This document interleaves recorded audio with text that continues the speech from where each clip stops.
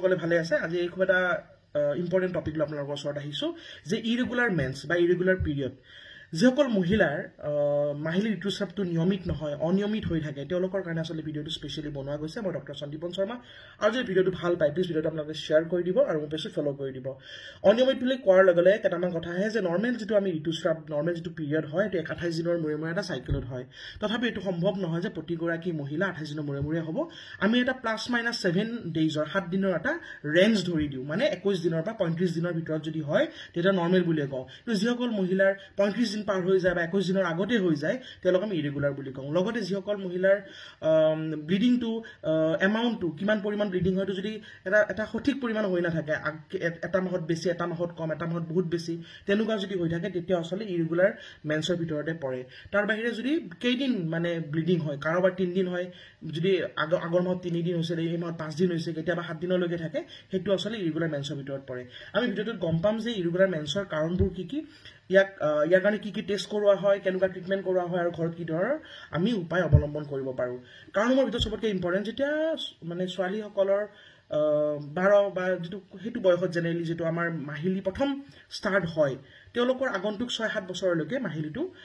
regular নহয় তো এটো এটা কমন মানে এটা লক্ষণ এটো চিন্তা কৰিব লগা একোনা বহুত আসলে মাকে মোলৈ মেছেজ দিয়ে যে এনেকুৱা ছোৱালীৰ বয়স 15 বছৰ মাহিলীটো মানে পিৰিয়ডটো ৰেগুলাৰ নহয় তো এটো স্বাভাৱিক কাৰণ যিখিনি হৰমোনেল আৰু ফিজিক্যাল যিখিনি ম্যাচুৰিটি আহিবৰ কাৰণে টাইম লাগে তো 20 বছৰ বা 21 বছৰলৈকে কেতিয়াবা ৰেগুলাৰ নহব পাৰে এটো এটা প্ৰথম কথা গতিকে মাহিলী আৰম্ভ হোৱাৰ প্ৰথম কেই বছৰমান আপোনাৰ মেন্সটো ৰেগুলাৰ হোৱাটো স্বাভাৱিক তাৰ বাহিৰে আকৌ আছে যে মাহিলীটো বন্ধ হ'ব আপোনাৰ যেটা মেনোপজ হ'ব 45 বছৰ বা 50 বছৰৰ বয়সত জৰিলে আমাৰ মেনোপজ হয় তাৰ আগে 1-2 বছৰৰ পৰা হয়তো আপোনাৰ অকমান মেন্সটো ৰেগুলাৰ হ'ব পাৰে এইবিলাক স্বাভাৱিক কথা এইবিলাকত বিশেষ ট্ৰিটমেন্টৰ একো দৰকাৰ নাই নেক্সট কথা হল যদি কিছুমান হৰমোনৰ আপোনাৰ প্ৰবলেম থাকে স্পেশালি থাইৰয়েড যদি আপোনাৰ হাইপোথাইৰয়েডিজম থাকে থাইৰয়েডটো যদি যিমান কাম কৰিবলৈ ভালৰে কাম নকৰে বা হাইপাৰথাইৰয়েডিজম লাগাতকৈ বেছি কাম কৰি থাকে বেছিকৈ মানে থাইৰয়েড গ্ৰন্থিটো এক্টিভ হৈ আছে তেতিয়াও আপোনাৰ মাহিলী ঋতুস্ৰাৱটো অনিয়মিত হ'ব পাৰে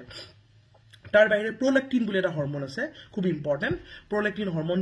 বহুত বিভিন্ন কাৰণত বাঢ়ে এটা কমন কাৰণ হল আমি যিবিলাক আমি গেষ্ট্ৰিকৰ কাৰণে মেডিসিন খাই থাকো গেছাৰিজৰ কাৰণে স্পেশালি যিবিলাকৰ পিছফালে এল বা আইটি লিখা থাকে ইটোপ্ৰাইড বা লিভোসালপ্ৰিয়াইড এনেকুৱা ধৰণৰ মেডিসিন বিলাক যিবিলাক আমি খাওঁ মানে গেছৰ খুব মানে হে মেডিসিন খগনাই খাই থাকে তেওঁলোকৰ এই হৰমোনটো বাঢ়ি যায় যাক আমি প্ৰলেক্টিন বুলি কওঁ প্ৰলেক্টিন হৰমোনটো বাঢ়ি যোৱাৰ লগে লগেও আসলে মাহিলী ঋতুস্ৰাৱটো অনিয়মিত হয় তাৰ বাহিৰে আছে তেজৰ অভাৱ যদি এনিমিয়া থাকে আইৰণৰ অভাৱত যদি এনিমিয়া হয় ৰক্তহীনতা হয় তেতিয়াও আপোনাৰ মাহিলী ঋতুস্ৰাৱটো ইৰেগুলাৰ হ'ব পাৰে তাৰ বাহিৰে আছে প্ৰেগনেন্সি যদি আপুনি প্ৰথম যদি মাহিলী ঋতুস্ৰাৱ ৰেগুলাৰ হৈ আছে সাডেনলি যদি আমি দেখিছে যে বন্ধ হৈছে বা অকমান ব্লিডিং হৈছে প্ৰথম আপোনাৰ যদি সন্দেহ থাকে টেষ্ট কৰিব লাগে প্ৰেগনেন্সি টেষ্ট তাৰ বাহিৰে যেতিয়া যিসকল লোকে মানে গাখীৰ খুৱাই থাকে নিজৰ বাচ্চাক মানে লেক্টেটিং মাদাৰ যিখিনি আছে তেওঁলোকৰো অকমান হৰমোনেল ইমবেলেন্সৰ কাৰণে মাহিলী ঋতুস্ৰাৱটো অলপ ইৰেগুলাৰ হ'ব পাৰে এইবিলাক নৰ্মেল কজৰ ভিতৰত পৰে তাৰ বাহিৰে আছে আপোনাৰ যদি ইউটেৰাছত কিছুমান প্ৰবলেম থাকে যেনে ইউটেৰাছত ফাইব্ৰইড থাকে টিউমাৰ থাকে বা আপোনাৰ যদি এন্ডোমেট্ৰিওসিস বা আমি চকলেট চিজ বুলি কওঁ ওভাৰিত বা আপোনাৰ পিচিওডি থাকে পলিসিস্টিক ওভাৰিয়ান সিনড্ৰোম থাকে এইবিলাক থাকিলে আপোনাৰ ব্লিডিংটো কি হ'ব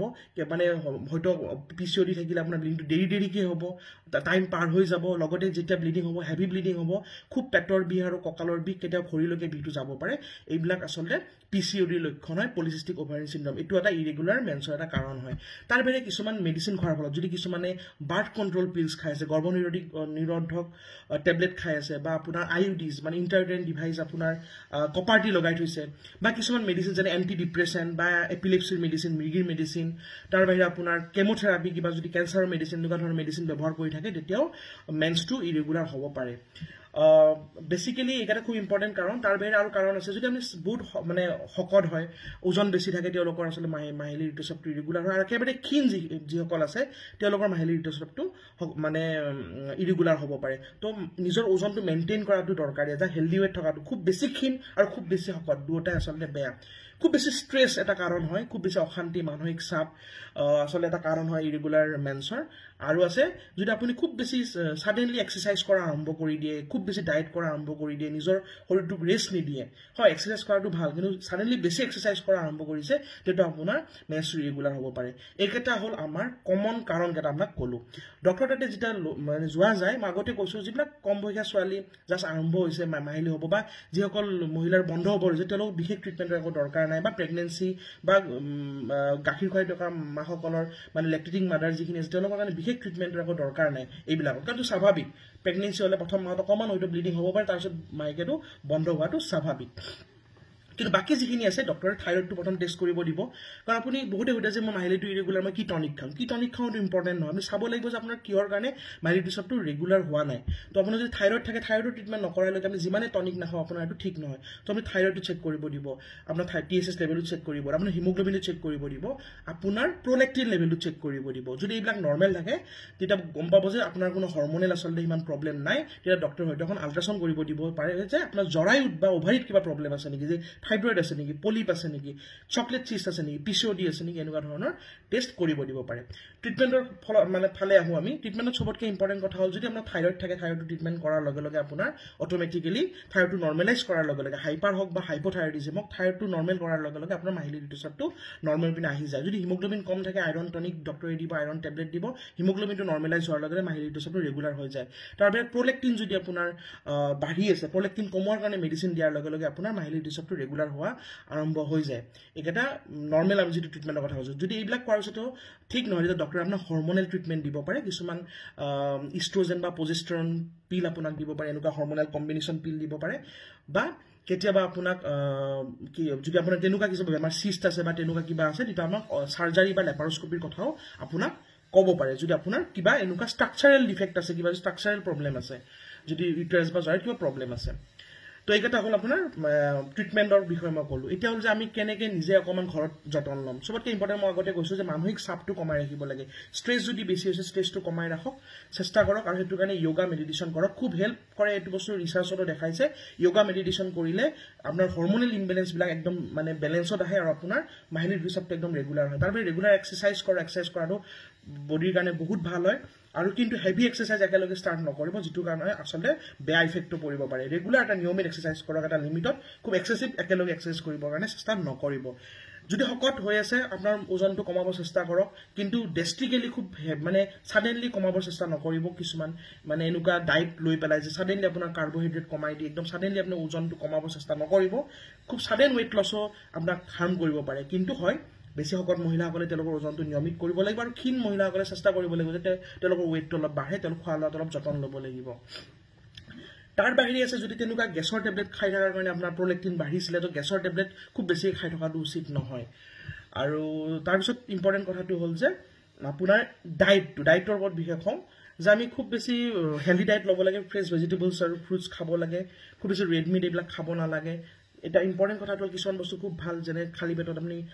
কেঁচা হালধি খাব পাৰে ডালচেনিৰ গুড়ি দি আপুনি গৰম পানী এগিলাচ খাব পাৰে পুৱা অমিতা খোৱাটো ভাল স্পেচিয়েলি কেঁচা অমিতা যদি খাব পাৰে খুবেই ভাল তাৰ বাহিৰে আপোনাৰ আনাৰস ভাল আনাৰসত আপোনাৰ ব্ৰমেলিন বুলি এটা বস্তু থাকে কেমিকেল কম্পাউণ্ড যে ইউটেৰাছৰ ব্লাডৰ ফ্ল'টো ভাল কৰে তো তেনেকুৱা ধৰণৰ এইবিলাক বস্তু আচলতে ভাল খোৱাটো তাৰ বাহিৰে মাছ খোৱাটো খুব ভাল আৰু যিবিলাক মানে হেল্ডি ফেটছ আছে মানে গুড ফেটছ আছে ভাল চৰ্বি আছে আমি যিবিলাক আমি ফিছ অইল বুলি কওঁ omega 3 ফেটি এচিডছ যিবিলাকত পায় আপোনাৰ তাৰ বাহিৰে আপোনাৰ যিবিলাক ছানফ্লাৱাৰ চিডছ বেলি ফুলৰ গুটি বা ৰঙালাওৰ গুটি জাতীয় বস্তুবিলাক খাব লাগে আলমণ্ড বা আমি ৱালনাট আখৰোট এইবিলাক বস্তু খাব লাগে এইবিলাক বস্তু আচলতে ভাল গতিকে মনত ৰাখিব যে সকলো প্ৰথম কেইটামান বস্তু মই এতিয়া ফাইনেল আপোনাক এটা মই চামাৰি কৰি দিওঁ যে মেন্স ইৰেগুলাৰ হোৱাটো সদায় বেমাৰ নহয় কেতিয়াবা এইটো নৰ্মেলো হ'ব পাৰে যে আপোনাৰ বয়স লৈ পেলাই একেবাৰে কম একেবাৰে যেতিয়া মানে বয়স হ'ব যেতিয়া এৰিব হ'ব এইবিলাক নৰ্মেল গাখীৰ খুৱাই থকা বা প্ৰেগনেঞ্চি জাষ্ট ষ্টাৰ্ট হোৱা এইবিলাক সময়ত মেন্সটো বন্ধ হোৱা বা ইৰেগুলাৰ হোৱাটো স্বাভাৱিক যদি আপোনাৰ কিবা ৰোগৰ কাৰণে হৈ থাকে সেই ৰোগটো আপুনি ট্ৰিটমেণ্ট কৰিব লাগিব থাইৰয়ড হওক প্ৰলেক্টিন হওক এইবিলাক যদি প্ৰব্লেম থাকে আপুনি ট্ৰিটমেণ্ট কৰিব লাগিব তাৰ বাহিৰে আপুনি হেল্ডি ডায়েট খাব লাগিব ভিটামিন বি থকা বস্তু এইবিলাক খাব ফলিক এচিড থকা বস্তুবিলাক খাব লাগিব যেনে আপুনি ব্ৰকলি খাব লাগিব পানী শাক খাব লাগিব এইবিলাক খুব ভাল তেজৰ কাৰণে ভাল আৰু তাৰ বাহিৰে আপুনি ভিটামিন ডি যুক্ত দেখা গৈছে ভিটামিন ডি যুক্ত খাদ্য খাব লাগে কিয় ৰিচাৰ্চত দেখা গৈছে ভিটামিন ডি অভাৱ হ'লে মেন্স ইৰেগুলাৰ হয় ভিটামিন ডি যুক্ত খাদ্য আপুনি খাব লাগে যেনে আপুনি কণীৰ কুহুমত থাকে দেন আপোনাৰ মাছত থাকে দেন মাংসত থাকে মাংসৰ লিভাৰত থাকে মাছৰুমত থাকে এইবিলাক আপুনি খাব পাৰে তো এইখিনি যদি আপোনাৰ ভাল পাইছে ভিডিঅ'টো প্লিজ ভিডিঅ'টো আপোনালোকে শ্বেয়াৰ কৰি দিব আৰু মোৰ পেজটো ফ'ল' কৰি দিব ধন্যবাদ